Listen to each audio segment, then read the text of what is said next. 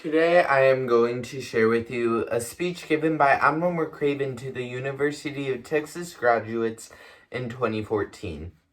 He was the commander of the Navy SEALs, and this speech he gave became famous as many people, including my own family, took the life lessons that the Admiral shared that day and started implementing it into their daily lives. What starts here changes the world. I have to admit it, I do kind of like it. What starts here changes the world. The average American will meet 10,000 people during their lifetime. That's a lot of folks. But if every one of you just changed the life of just 10 people, and each one of those folks changed the lives of another 10 people, just 10, then in 5 generations, 125 years, you will have changed the lives of 800 million people. If you think it's hard to change the lives of 10 people, change their lives forever, you're simply wrong.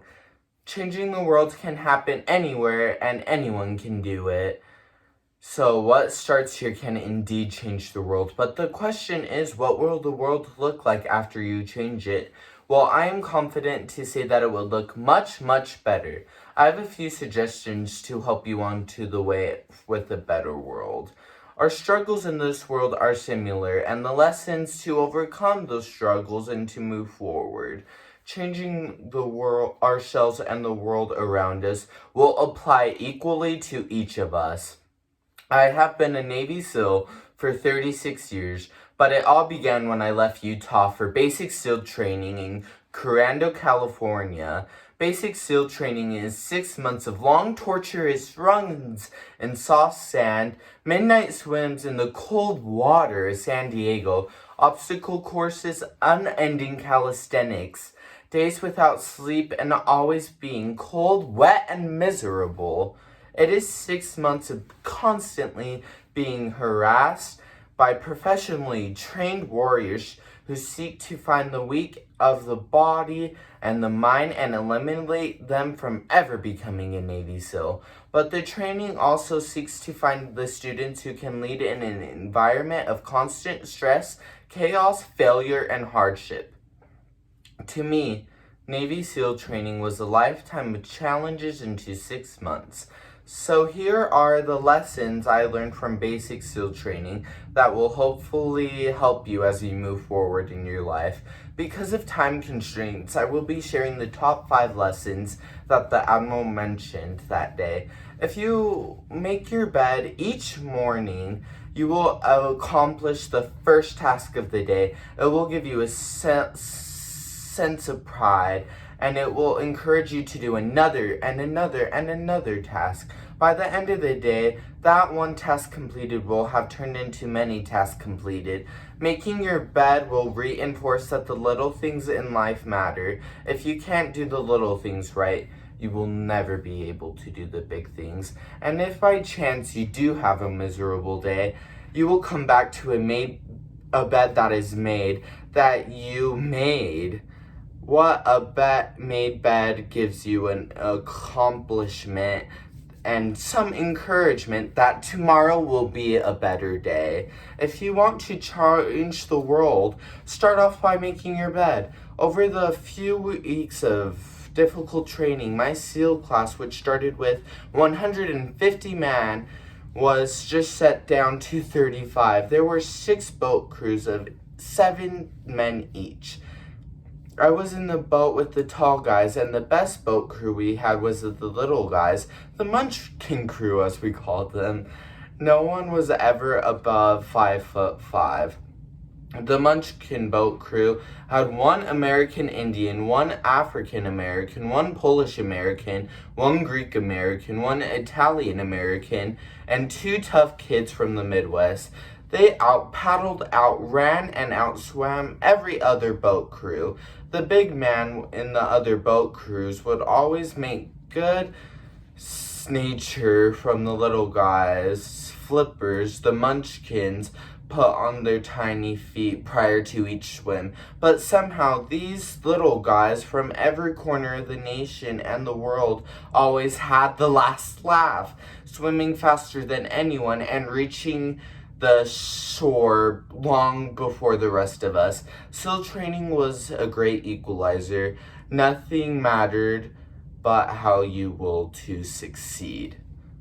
If you want to change the world, measure the person by the size of their heart, not the size of their flippers. Several times a week, the instructors will line us up to do a uniform inspection. It was exceptionally throughout. You had to be perfectly starched, your uniform immaculately pressed, your belt tuckled down to be shiny and void any smudges. But it seems that no matter how much effort you put into starching your hat or processing your made uniform, the instructors would always find something wrong about it. For failing the uniform inspection, the students had to run, fully clothed, into the ocean water, and then, wet from head to toe, roll around the beach from every part of your body was covered in sand. The effect was known as a sugar cookie. You stayed into that uniform for the rest of the day, cold, wet, and sandy. There were many students who wouldn't accept the fact that their effort was in vain, that no matter how hard they tried to get their uniform right, it was unappreciated.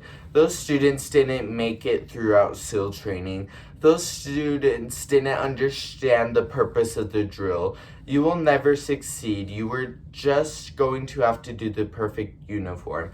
Sometimes, no matter how well you perform or prepare, or how well, you will still end up to be a sugar cookie.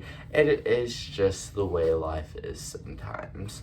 If you want to change the world, get over being the sugar cookie and move forward. To pass SEAL training, there are a series of long swims that must be completed.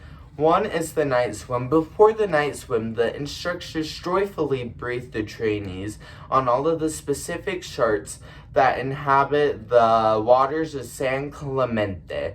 They assure you, too, however, that no student has ever been eaten by a shark. At least not recently, but you have been taught that if a shark begins to circle your position, stand your ground, don't swim away, do not be afraid. And if the shark, hungry for a midnight snack, darts towards you, then summon up all of your strength and punch him in the snout, and he will turn and swim away. Will be a lot of sharks in our world today. If you complete the swim, you will have to deal with them. So if you want to change the world, don't back down from the sharks. The instructors threatened us with one more in the time with more mud if we kept up the singing that we were doing at the time. But this singing persisted, and somehow the mud got a little warmer, the wind got a little bit calmer, and the dawn not so far away. If I learned anything in my time traveling the world, it is the power of hope, the power of one person. Washington, Lincoln, King, Mandela, and even a young girl from Pakistan, Malala. One person can change the world by giving people hope. So if you want to change the world, start singing when you're up to neck in mud. Finally, in SEAL training, there's a brass bell that hangs from the center of the compound for the students to see. And if you ever want to quit, ring the bell and you will no longer have to wake up at 5 o'clock. Ring the bell and you will never have to do freezing cold swims. Ring the bell and you will never have to do runs or do the obstacle course or the PT again. You will no longer have to endure the hardships of the training. Just ring the bell. Thank you for your time today. Whether or not I do in this presentation, I hope that I left you guys more committed ever to change our world. Thank you.